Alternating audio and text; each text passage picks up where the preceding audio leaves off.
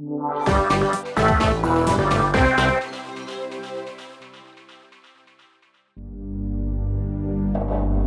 thing in Splatoon 2 Octo expansion that catches your attention from very early on is the sleek-looking Kamabo Co logo plastered all over boxes, fences, and glass circles. But did you know that there's an actual meaning behind its design?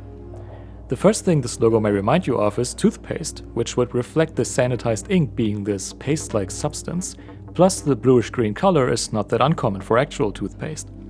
Also, just so I can remind you of that one creepy concept artwork of Todor again, the scene depicted here seems to be a dentist, or at least hospital-themed, with Todor being this pair of dentures with eyes. Oh no. However, as it turns out, there's another much funnier inspiration for this logo design. In the Haikara Walker art book, some of the Octo expansion related info is commented by an in-universe team of reporters that infiltrated the Kamabo Co facilities.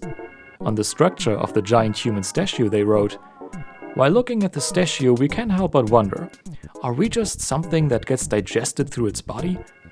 The rumor that the Kamabo Co logo represents a stylish turd suddenly has some truth to it." And on top of that, another concept note explains the journey through the statue as digest everything and knead it well and it'll turn into one thing. Though as funny as this being one of the interpretations of the logo design actually makes perfect sense for the plot of Octo expansion and Todor's plan. The process of gathering test subjects to grind them into a homogeneous paste to create the quote-unquote perfect life form is being likened to the process of digestion. Or, in other words, a world in which people are being stripped of their individuality and are forced to comply with what someone else's idea of alleged order or perfection is literally shit. However, I do not think that Todor itself made this logo with the idea of it looking like poop. Whoever made this logo within the game's world may as well have made it with the simple intention of representing the sanitized ink, and the developers basically built an intentional misinterpretation into the logo design for people to make fun of Kamabo Co. What this means is, Nintendo predicted all the AI chatbots these days having anus-adjacent logos that people make fun of. As a matter of fact, you could even argue that Nintendo accidentally made Todor an allegory to today's AI plague 5 years before it began.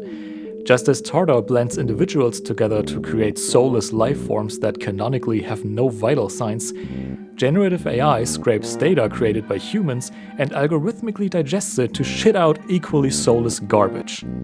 But regardless of how much of this was intentional or not, in a game series that celebrates individuality, diversity, and creativity, it couldn't be a more fitting world to antagonize certain AI and name it for what it is: a load of shit.